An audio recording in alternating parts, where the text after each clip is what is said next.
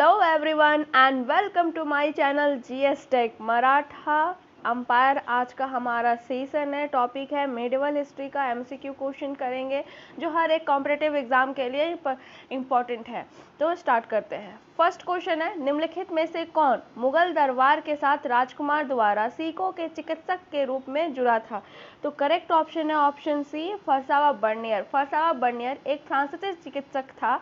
जब वह हिंदुस्तान आया था तब शाहजहां के पुत्रों में उत्तराधिकारी का युद्ध चल रहा था। तो correct option is option C, François Bernier. Next question है, पुरंदर की संधि निम्नलिखित में से किस किस के बीच हुई थी? तो करेक्ट ऑप्शन है ऑप्शन बी, जयसिंह और शिवाजी के बीच हुई थी।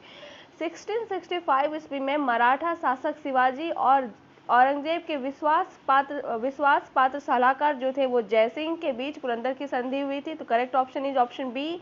नेक्स्ट क्वेश्चन है, शिवाजी के राज्याभिषेक के संदर्भ में निम्नलिखित कथनों पर विचार कीजिए। दो कथन दिए हुए हैं। पहला है, शिवाजी के राज्याभिषेक के बाद छत्रपति की उपाधि धारण की थी।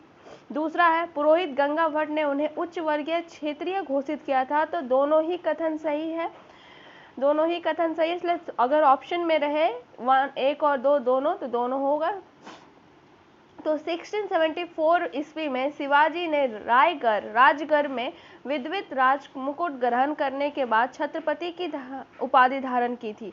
और जो राज तिलक का संस्कार संपादित कराने वाले जो पुरोहित थे वो गंगा भट्ट ने किया था। और उन्होंने यह घोषणा किया था कि शिवाजी उच्च वर्गीय क्षेत्रीय हैं। तो correct option is both are correct. Next question है, मराठों की प्रशासनिक व्यवस्था और उनसे संबंधित अधिकारों के संबंध में सूची 1 और सूची 2 को सम्मिलित कीजिए। सूची 1 में आपका दिया हुआ है वित्त व्यवस्था, सैन्य प्रशासन, लेखपाल और गुप्तचर और डाक विभाग। और सूची 2 जो कि आपका तो उसे मिलाना है। तो शिवाजी के प्रशासन में जो वित्त व्यवस्था और सामान्य प्रशासन पेशवा की देखरेख में था। तो वित्त जो व्यवस्था है वो सूची 2 का पेशवा हो जाएगा। सैन्य प्रशासन देखिए फिर है सैन्य प्रशासन, सेना के लिए जिम्मेदार सेनापति सर ए नौबत खान मजूमदार राज्य का लेखपाल होता था। गुप्तचर और जो डाक विभाग है वो नवीस होता था। तो नेक्स्ट है, शिवाजी के शासनकाल के संदर्भ में निम्नलिखित युग्मों पर विचार कीजिए। 3 युग्म दिए हुए हैं, पंडित राव, अस्थाई सेना और अस्थाई सैनिक। करेक्ट ऑप्शन है ऑप्शन डी, मतलब अगर ये तीनों सही, ऑप्शन डी में तीनों 1 2 3 तीनों सही है। शिवाजी ने अपने मंत्रिमंडल में पंडित राव की नियुक्ति की थी जो पारंपरिक दानों के लिए जिम्मेदार था। ठीक है। और अस्थाई सेना को पागा कहा जाता था, जिसमें 30 से 40 हजार घुड़सवार शामिल थे। 30 से 40 हजार घुड़सवार। और अस्थाई सैनिक जो सिलदार होते थे। तो करेक्ट ऑप्शन है तीनों कथन सही है। नेक्स्ट क्वेश्चन है, शिवाजी की प्रशासनिक व्यवस्था के संदर्भ में निम्नलिखित कथनों पर विचार कीजिए। आपका 3 कथन दिया हुआ है। अष्टप्रधान 8 मंत्रियों का समूह था। दूसरा है, प्रत्येक मंत्री पेशवा के प्रति उत्तरदायी था। तीसरा है, राजस्व व्यवस्था में शिवाजी ने मलिक अनंबर की तत्दूषक व्यवस्था का अनुकरण किया था। तो इसमें आपका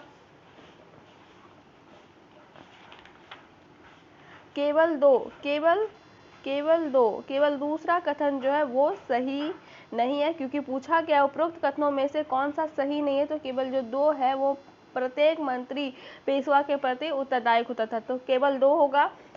शिवाजी ने अपने शासन काल में एक ठोस प्रशासन प्रणाली की व्यवस्था नींव डाली, जिसमें उन्होंने 8 मंत्री की नियुक्ति की थी, जिसे अष्टप्रधान कहा जाता था। अष्टप्रधान में शामिल 8 मंत्री राजा के प्रति उत्तरदायी होता था।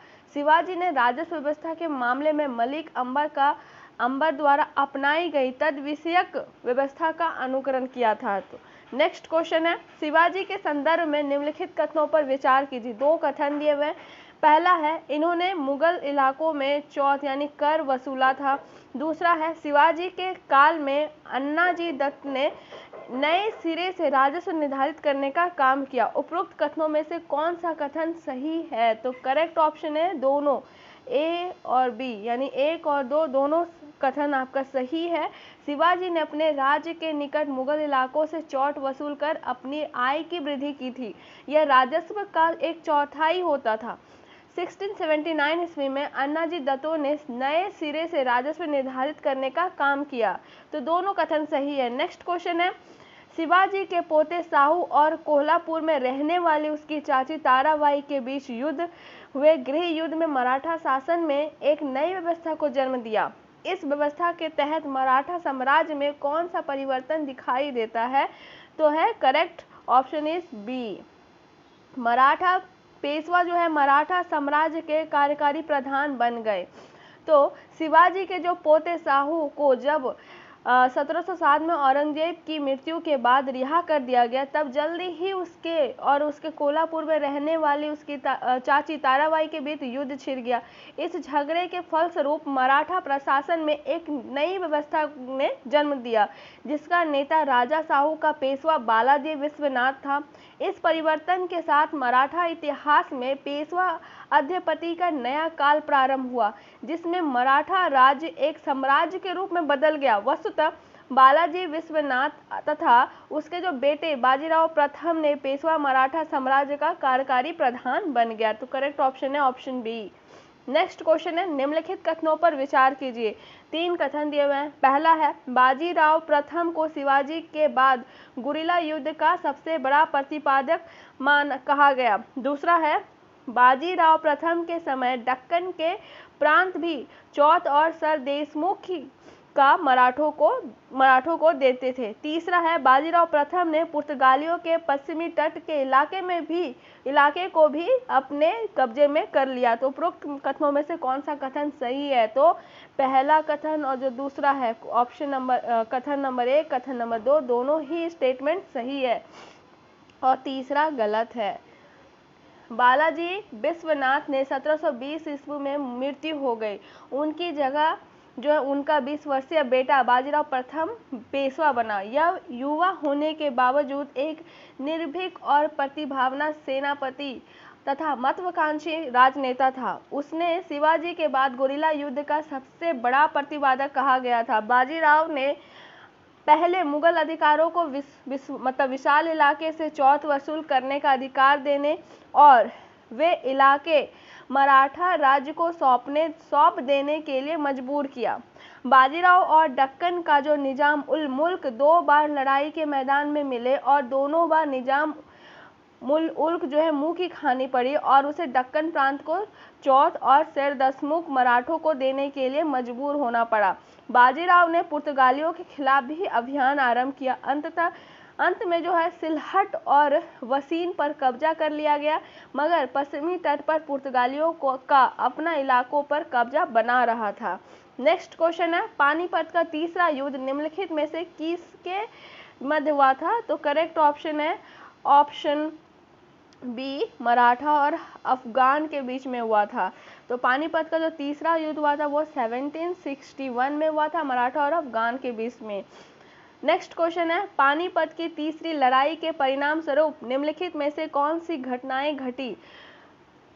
3 कथन दिए हुए हैं। पहला है, मराठों की राजनीतिक प्रतिष्ठा को बड़ा धक्का लगा। दूसरा है, अंग्रेजी ईस्ट इंडिया कंपनी को बंगाल और दक्षिण में अपनी सत्ता मजबूत करने का अवसर मिला। तीसरा है, पंजाब लंबे समय तक अफगानों के अधीन रहा। तो करेक्ट ऑप्शन है ऑप्शन स्टेटमेंट 1 एंड स्टेटमेंट 2। ये दोनों स्टेटमेंट सही है और तीसरा जो स्टेटमेंट है वो गलत है। तो 1761 में पानीपत की तीसरी लड़ाई हुई। मराठा फौज के पैर पूरी तरह उखड़ गए। अफगानित मराठा सेनापति जो है करीब 28,000 सैनिकों के साथ मारे गए। पानीपत की हार मराठों के लिए बहुत बड़ा आघात थी तथा उसकी राजनीतिक प्रतिष्ठा को बड़ा धक्का लगा।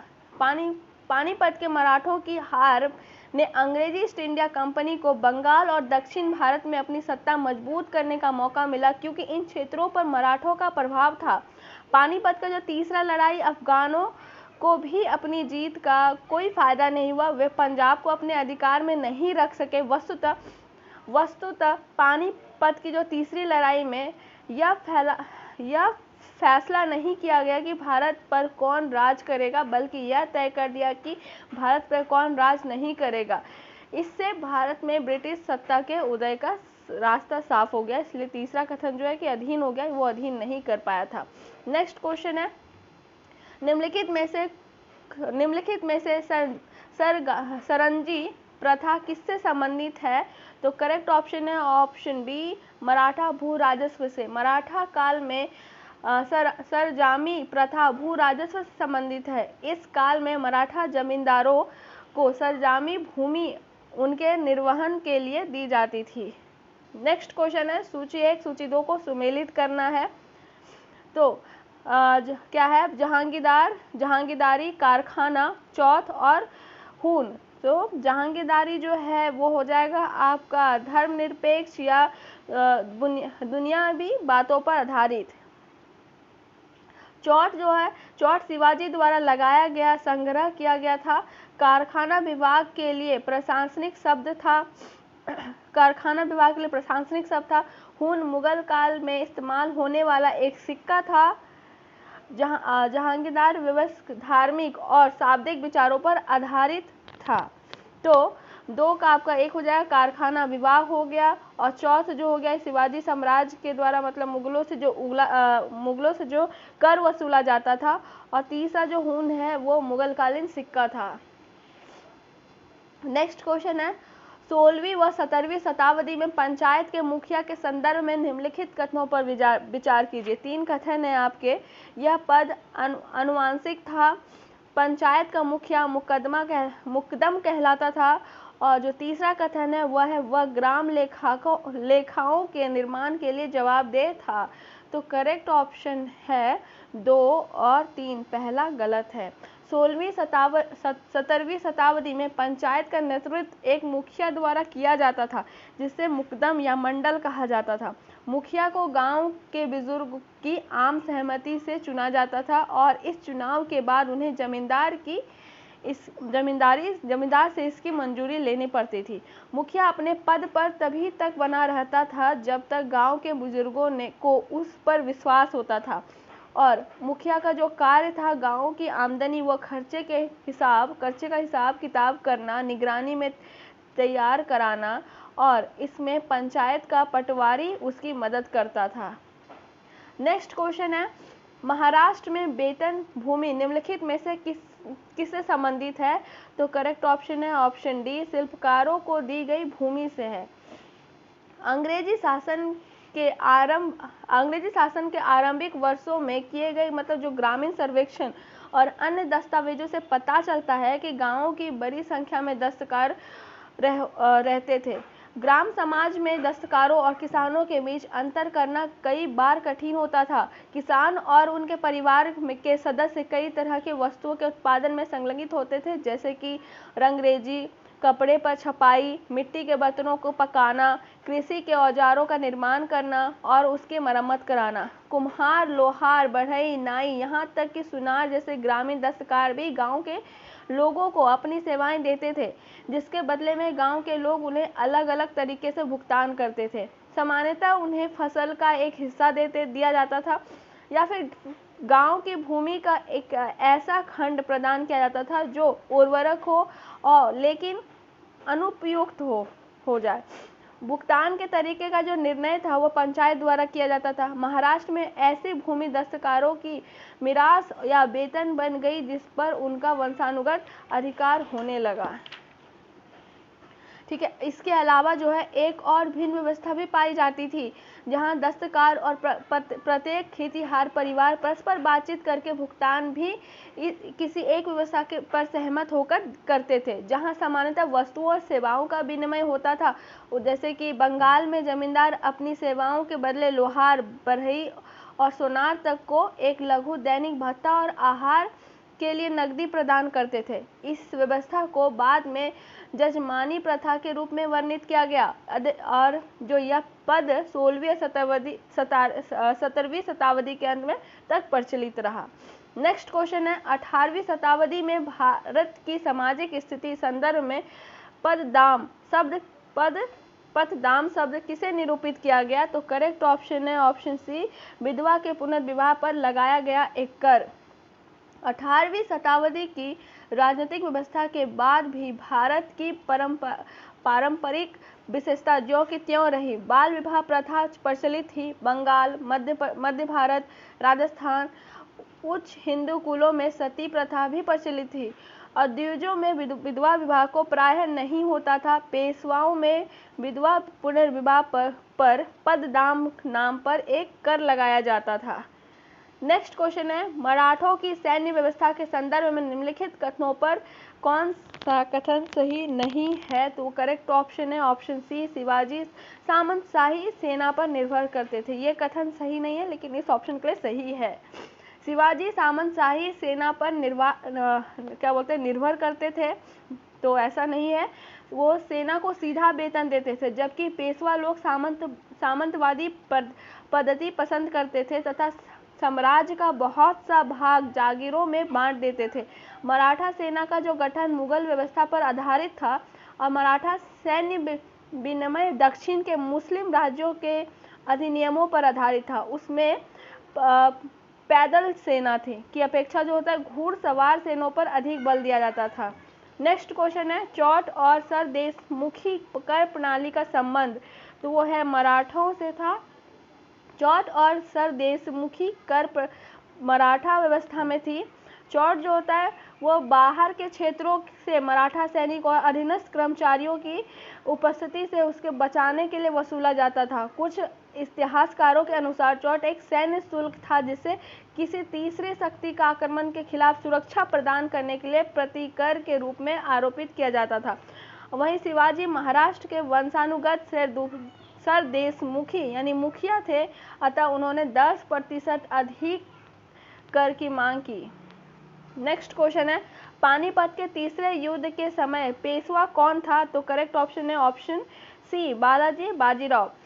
पानीपत का तीसरा युद्ध अफगान शासक अहमद शाह अब्दाली एवं मराठाओं के बीच हुआ था, जिसमें मराठाओं की पराजय हुई। इस युद्ध का नेतृत्व पेशवा बालाजी बाजीराव का चचेरा भाई सदाशिव भाऊ और पेशवा पुत्र विश्वास राव द्वारा किया गया था।